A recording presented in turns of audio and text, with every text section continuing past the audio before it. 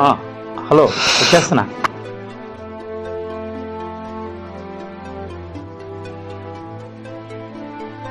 Okay, enjoy. ఉంటా. నీకు సగం నాకు సగం తీసుకో.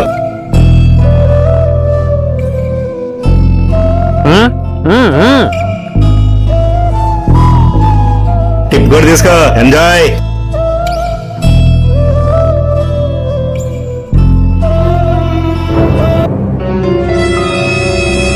ఏంట్రా ఇది అలా పో.